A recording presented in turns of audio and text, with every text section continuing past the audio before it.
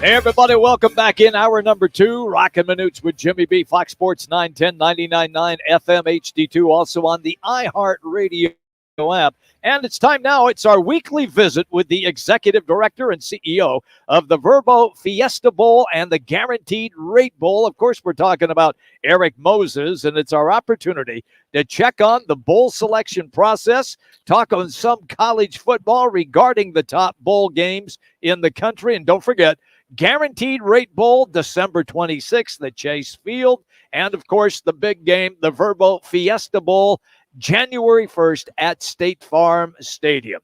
Erik, it's Jimmy B. and Manuch. Welcome to the show, pal. How are you doing today?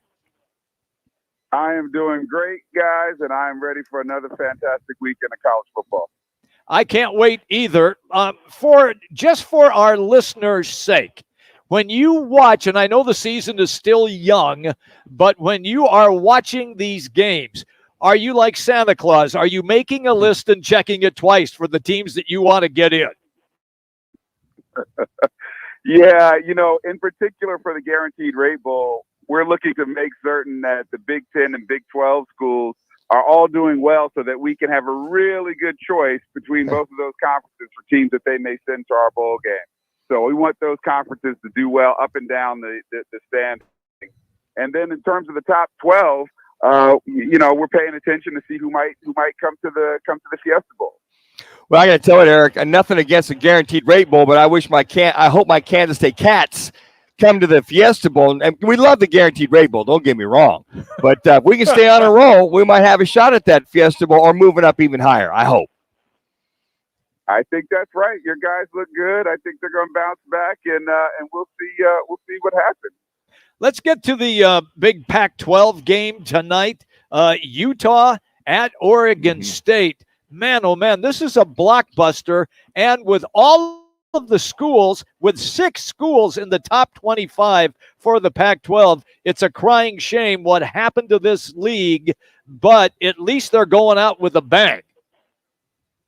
Look, I don't know who needs to do it, but one of these networks needs to come up with Pac-12 quarterback vision, right? Where I can just watch their quarterbacks perform all day on Saturday. There is such fantastic quarterback play in the Pac-12. Michael Penix is shooting lasers with his left hand out there. Caleb Williams doing Caleb Williams things, here last week. It's just a joy to watch these guys. The quarterbacks for Washington State and Oregon State played a hell of a game last week as well. Yeah, like we were sitting here talking about some of the top games to watch tomorrow. We're talking about Texas. Oh, and it pains me to say this. Oh, man. KU. It's good therapy for me to say that name once in a while. And then you got USC Colorado, the early game tomorrow.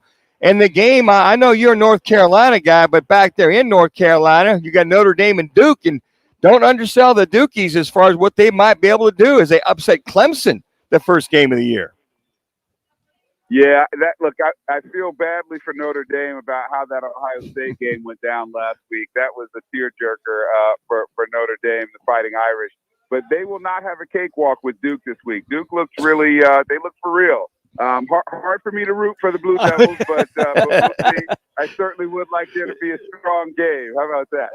I was just going to say that. And also I think the Notre Dame coaches need to go to the K-State math tutor or something like that, not to have 11 guys on the football field there, Erik. Yeah, that one was tough. I'm not certain it keeps Ohio State out of the end zone anyway. But you hate to have to second guess it like that. Hey, let me drop this one on you then, because we talked a little bit about the demise of the Pac-12, and you being a Carolina guy, the ACC. You got schools now yakking like they want to leave and they're not happy. I mean, Erik, in your estimation, are we far away from seeing the end of conference shuffling? No, I wouldn't bet that it's finished just yet. I've heard the same thing. Florida State, I guess, and Clemson are the two that are most talked about in terms of, talking about leaving the conference. I was happy to see the ACC add Cal, Stanford, and SMU. I think that's going to be good for them. We'll see. I don't think the music has stopped. If we're playing musical chairs, I think the music is still going, and we'll see what ends up happening. I am a traditionalist in some ways, and it hurts me to see the traditional rivalries maybe not be as prominent as they have been. But I think that gives an opportunity to organizations like ours, right? We want to make certain that some of those prominent rivalry games never fall aside. So maybe there's something. Maybe there's a part for the Fiesta Bowl organization to play in that. We'll see. As Jimmy talks about, the demise, unfortunately, the Pac-12 with all they're doing, but the rise, if you will, with Duke, with ESPN College Game Day, going to be there in Durham. And to your point, looking at the ACC, some teams, Florida State, you're looking at the Dukes. I mean, you look at the flip the script as far as basketball with football starting to, I would say, take over, but being a big, huge part as far as Coach Elko and that staff turning it around there in Duke. Yeah, I've always thought that Duke should be able to be very good in football and basketball. I mean, if Stanford could do it, and they did it for a while, Northwestern from time to time has had some success. Obviously, Notre Dame, a very, very strong academic school. If those schools could be successful in football and basketball, there's no reason that Duke can't, especially there on Tobacco Road where there's so much talent there, both on the football and the basketball side. So I'm happy to see them doing well. When I was in college, Steve Spurrier was at Duke, and they were kicking butt and taking names in football. So I know it can be done. Wow. Okay, fair enough. Hey, quickly then to North Carolina. What's your take on Mac and how the Tar Heels are playing? I think we're doing well. We were looking forward to getting that receiver that the NCAA has ruled ineligible for us this year. And we've got one of the best quarterbacks in the country with Drake May. So glad he decided to stick around for another year. He's a truly talented passer and runner, quite frankly. But I'm not certain he has enough weapons to be able to be as good as we'd like him to be. So I got my fingers crossed that my boys will be in a high-tier bowl. And then, Eric, last week we talked about the mock, I don't call them mock drafts, but the mock scenarios you guys are going through. Today, the Verbo Fiesta Bowl, if it was everything kind of ended today, what would be the potential matchup with the Verbo Fiesta Bowl? Oh, I have no idea. I mean, I think that we'd get some pretty strong teams. What we're always hoping for, as you know, are two big name schools that come in. That's no disrespect to some of the group of five teams, especially those that have strong followings. But you'd like the biggest names possible. You guys know that, and I'm finding out living here now that every third person in the Valley seems to be from the Midwest. So Big Ten schools do really well here. And I think if we could get, say, a Utah or a Pac-12 school to come out here, I think that would be a good regional matchup. And the regionality still matters. You still want some people to be able to get in their car and drive to your location to take advantage of the game, and not everybody have to fly hundreds and hundreds of miles in order to get here. Hey, everybody's got an opinion on Colorado, and with Dion there and him doing Dion things, and once again, some of the big pregame shows are going to be located again in Boulder, Colorado. Your thoughts? I know he's doing things different, but as far as for me, Eric, I think it's a great jolt to college football. Well, as they say, men lie, women lie, but the numbers don't lie. And the numbers for Colorado football across the board have been way, way up, whether we're talking about ratings week over week or we're talking about merchandise sales. 47,000 people at their spring game, sold out season tickets for the first time, I think, in 27 years.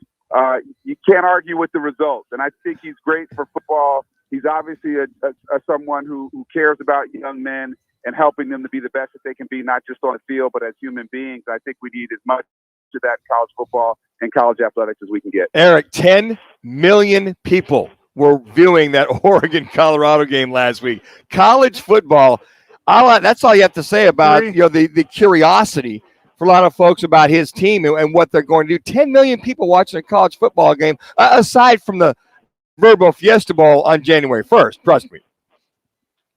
Well, yeah, the numbers have gone out each week. I think was about 7.4 million. Then the next game was 8 million, and then 10. And I think the last one topped out at 11 if you counted all the platforms, including the streaming.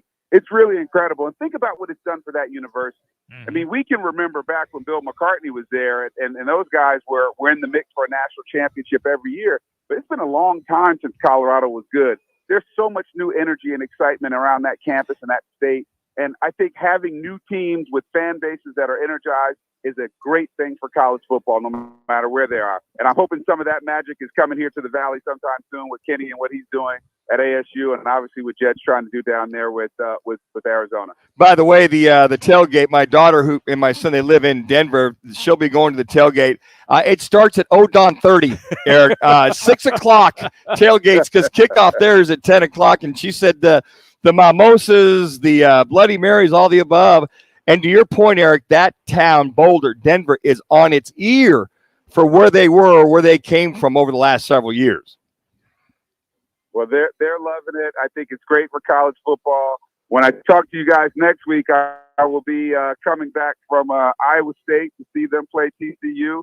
Iowa State should be fun in Ames, so I have maybe I have some stories to tell. You will. You're going to enjoy Ames. It's a great party town, so enjoy the game and have some fun.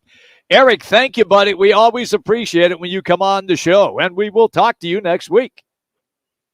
Looking forward to it. Thanks for having me, guys. You got it, brother. There you go. All right. Look, it's back. It's our 23rd year of giving away cash. All you got to do is just go up at Casino Arizona. Watch the Monday Night Football game. It's all free. Just be present. It's the new home of the CAZ Sportsbook. It's called the Monday Night Tailgate at Casino